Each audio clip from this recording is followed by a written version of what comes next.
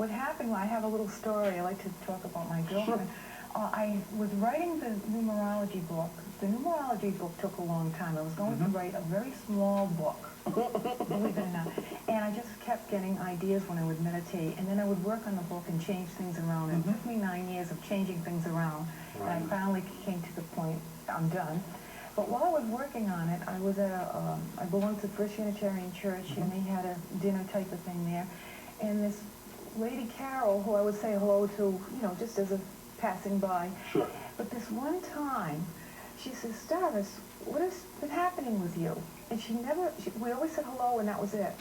And I turned around and came back because that week I was thinking, I've been doing classes on tarot, and I had all these papers that I was giving away, and I should write a book. And I started putting it in order, and I said, well, how am I ever going to put it together? And when she said that, I said, well, I'm glad you asked. I said, and I told her the same story. And she says, I put books together. She says, how many pages? Wow. And I says, oh, it's going to be around 80. She says, I'll tell you what I'll do. I'll do it for free. Wow. Everybody out there, listen, because something's always wonderful happening. That's right, that's right. I was blown away. I'm not easily surprised. Usually I get premonitions. That's right. But I was surprised.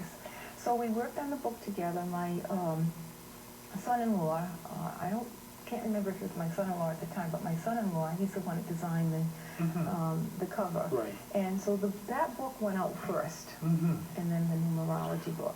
Well, I find it interesting. You got a book on numerology. You got another book on tarot, but they both deal with numbers. They both deal with vibration. Yes. And the thing that's interesting is that the numerology book, you basically focused on numbers that are set, that change year to year, but the tarot changes every time you roll it out. What I did in the book, because I tried to, because obviously you look at other books through all the years, and I wanted someone to open up the page and just close their eyes and point to it, and I have one sentence that takes the paragraph and puts it in one sentence for it to have like an enlightenment for that day.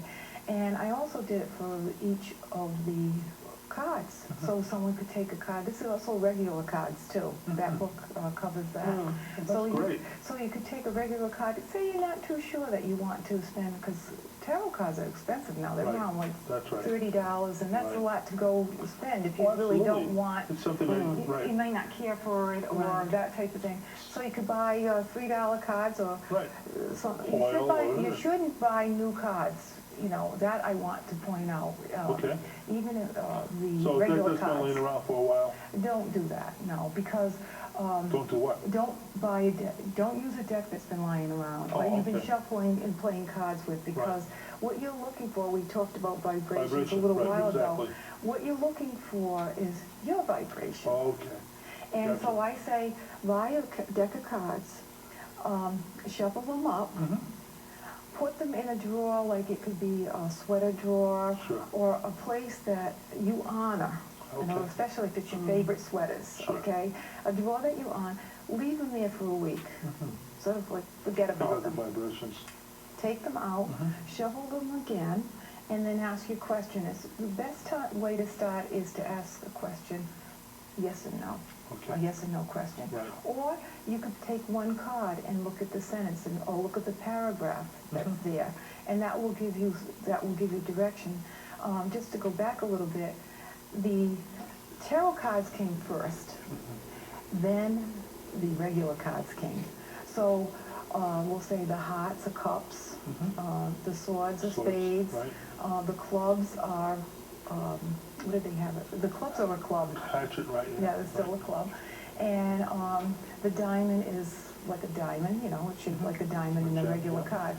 And it would be coins in the tarot.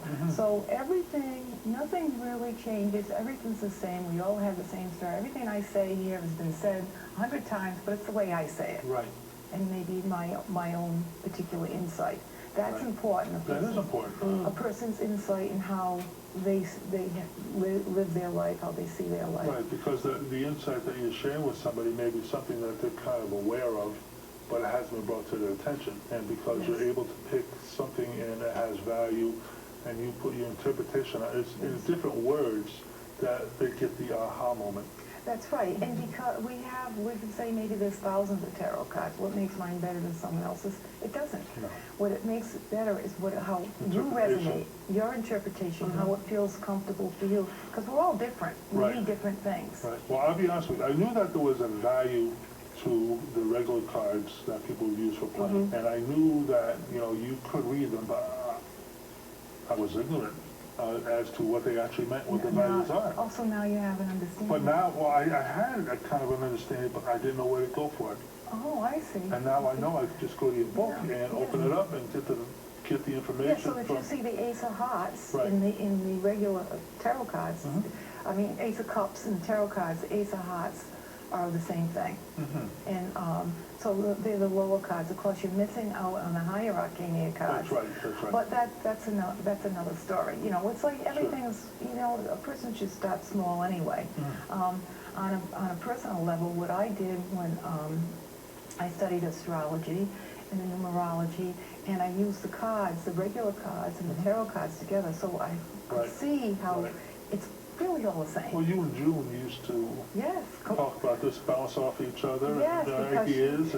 she was really into her astrology and how coordinated certain things are. Well, I would say that all is just, it's interpretation, and it doesn't go anywhere unless you use your intuition.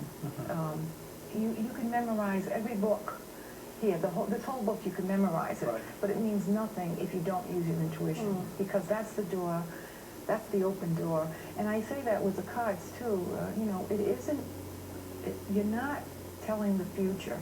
What you're doing, you're taking what you have, and you're opening the door to see things from a different viewpoint.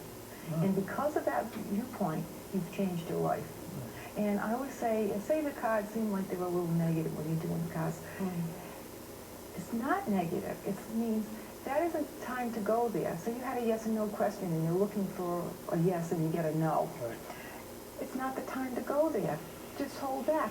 Or maybe you need to put more into it, or maybe you need to see something from a different perspective. Because, again, we go back to energy.